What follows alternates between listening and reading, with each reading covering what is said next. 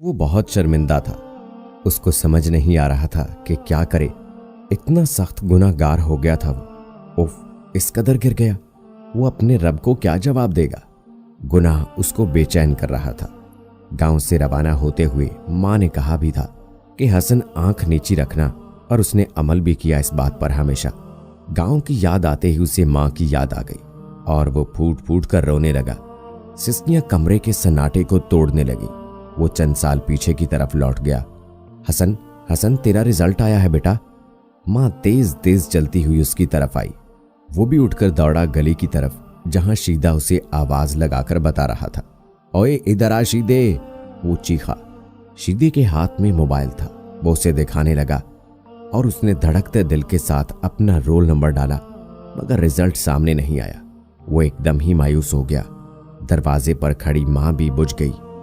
उसका चेहरा देखकर शीदा कहने लगा, दोबारा ट्राई कर यार, ऐसा हो जाता है। वो मरे दिल के साथ ट्राई करने लगा और उछल गया। सामने ही रिजल्ट था। वो चीखने लगा खुशी से। उसने बहुत अच्छा तो नहीं लिया था ग्रेड, मगर पास हो गया था। हसन दौड़ता हुआ आकर माँ के गले लगा और घर में बहनों को बताने दौड़ा। माँ भी मुस्कुराने लगी। चारों जानिब रंग बिखर गए। हसन इकलौता बेटा था और 4 बेटियां थीं। सबसे छोटा और सबका लाडला, मगर फर्माबरदार था। बाप की अपनी मोहल्ले में ही दुकान थी और घर की कफालत करना काफी मुश्किल हो जाता था, मगर साबिर और शाकिर लोग थे सब, इसलिए सुकून से गुजारा हो ही जाता था। माँ बाप ने भाग दौड़ कर के कॉलेज में दाखिला करा दिया और 2 साल बाद यूनिवर्सिटी में पहुंच गया, मगर अखराजात बढ़ गए तो शाम में हसन ने ट्यूशन पढ़ाने शुरू कर दिए। वह सुबह सवेरे घर से निकलता था, क्योंकि यूनिवर्सिटी शहर में थी और शहर में ही 1-2 ट्यूशन मिल गए थे, इसलिए रात गए ही वापसी होती थी। माँ बाप भी चाहते थे कि कुछ पढ़कर बन जाए। तालीम के दौरान ही 2 बहनों की शादी भी हो गई। बहुत सादगी के साथ माँ बाप ने रुखसत किया। बाप के कंधे झुकते जा रहे थे। हसन को इस बात का एहसास शिद्दत से था और वो जल्द अज जल्द कुछ बनना चाहता था। यूनिवर्सिटी में रहकर भी वो किसी की जानिब देखने से एतराज ही करता था। उसे फौरन घर में बैठी हुई अपनी बहनें याद आ जाती थी। माँ ने यूनिवर्सिटी के पहले ही दिन ये बात कह दी थी कि बेटा, हर काम का एक वक्त मुकर्रर है। अगर तुम किसी की इज्जत की तरफ नजर दौड़ाओ तो याद रखना घर पर बहनें मौजूद हैं जो इस बात के अजाले का सबब बनेंगी। वो ये सोच कर ही काम जाता कि कोई उनकी तरफ नजर उठाए और सबब वो खुद हो।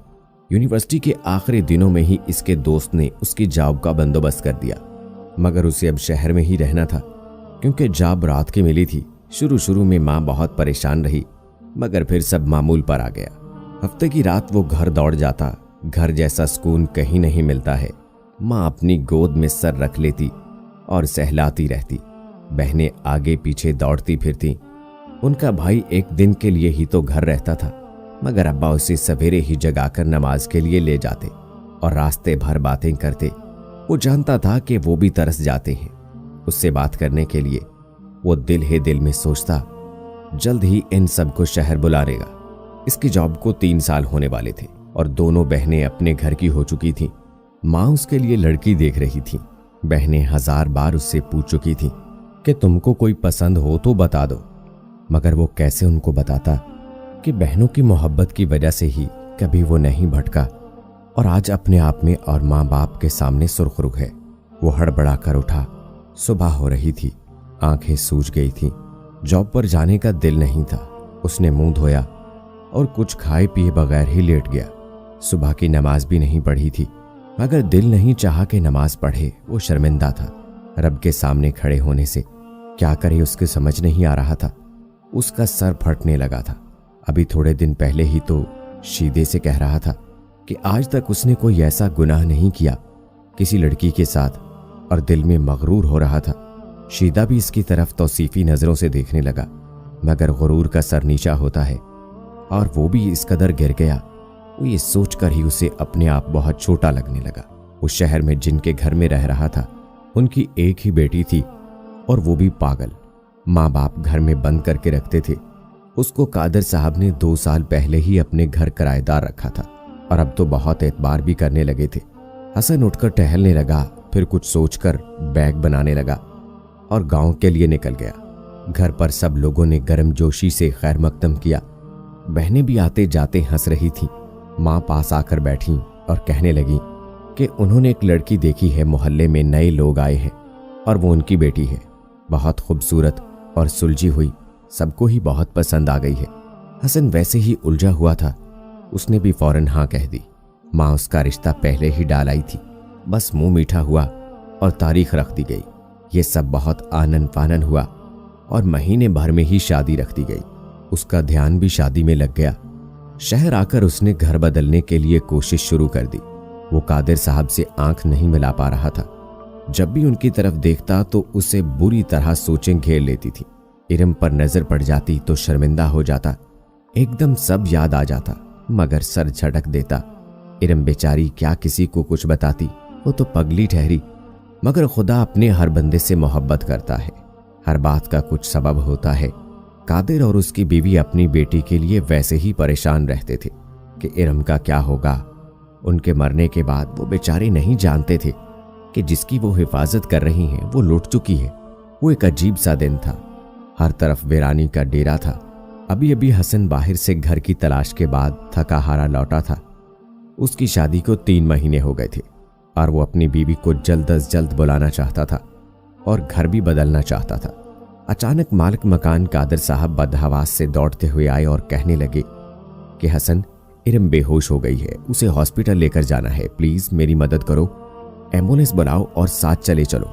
वो भी गड़बड़ा गया, जल्दी से एम्बुलेंस मंगाई और कादिर साहब के साथ हो लिया। अस्पताल में सारे चेकअप के बाद डॉक्टर ने एक धमाकाखेज इंकशाफ किया कि इरम मां बनने वाली है। कादिर साहब दिल पकड़कर बैठ गए और वो भी एकदम हवास बाख्ता हो गया। इरम की वालदा भी साथ नहीं आ सकी थी। हसन की समझ नहीं आ रहा था कि क्या करे। उधर कादिर साहब को अटैक हो गया था और वो इस गम की ताब ना ला सके और चल बसे। हसन बौखला गया कि अब क्या करे। जैसे तैसे मैयत लेकर घर आया। इरम भी साथ थी। उसकी हिम्मत नहीं हो रही थी कि कैसे उसकी मां को बताए। वो खामोश रहा और तदफीन कर दी गई। वो सरासर अपने आप को कोस रहा था कि उसकी वजह से ये सब हुआ। इरम की तरफ से वो बहुत परेशान था। उसने हिम्मत करके इरम की मां को इरम की सारी सूरत हाल बताई। वो बेचारी रो रो कर बेहाल हो गई, मगर क्या कर सकती थी। इरम को लेकर डॉक्टर के पास गई। डॉक्टर ने देखकर इनकार कर दिया कि अब लड़की की जान जा सकती है। बेचारी बहुत रोई, मगर सब बेकार, थक हार कर घर आ गई। हसन भी बहुत शर्मिंदा और परेशान था। उसकी समझ नहीं आ रहा था कि क्या करे। वो अल्लाह के हजूर गिड़गिड़ाकर माफी मांगने लगा और तौबा करने लगा। हसन की बेचैनी वक्त के साथ बढ़ रही थी। मस्जिद में वो सर झुकाकर बैठा हुआ था और आंसू बहे जा रहे थे कि मौलवी साहब उसके नजदीक आए और उसके करीब बैठ गए और कहने लगे, बेटा, अल्लाह सब माफ कर देता है, बस अपनी गलती को मान लो और उसके आगे झुक जाओ। हसन ने सर उठाया और कुछ सोचने लगा। घर आकर वो गांव के लिए रवाना हो गया और अपनी जिंदगी के एक बड़े फैसले के लिए अपने इरादे को मुस्तहकम करने लगा। घर पर उसकी बीवी उसे देखकर खुश होगी। उसे अपने साथ कमरे में ले गया और उसे सब कुछ सच सच बता दिया। उसकी आंखें सुर्ख हो गईं, मगर उसने जब्त से काम लिया। उसने हसन से पूछा कि आपसे फिर कभी तो ऐसा नहीं हुआ। हसन उसके कदमों में बैठ गया और रोने लगा कि एक बार, बस एक बार अल्लाह उसे माफ कर दे।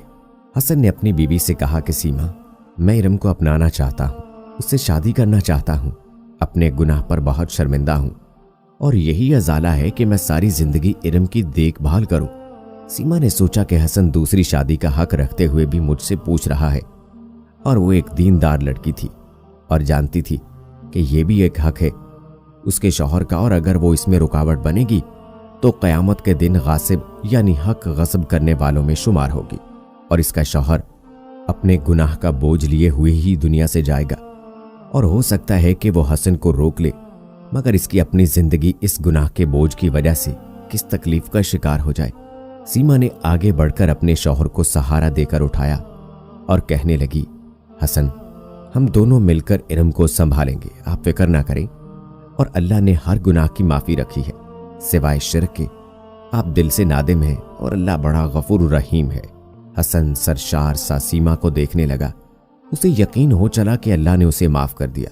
आज 10 साल गुजर जाने के बाद हसन सोच रहा था अपनी बीवी की तरफ देखते हुए, हुनैन उसका बेटा और बेटी 2 बच्चे हैं, मगर सीमा ने कभी भी इनमें फर्क नहीं किया।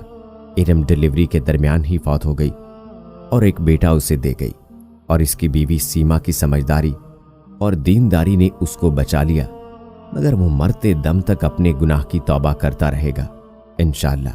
वो जान चुका था कि शादी एक बहुत मजबूत बंधन है और सबसे पहला कायम होने वाला रिश्ता भी आदम और हव्वा का, और यही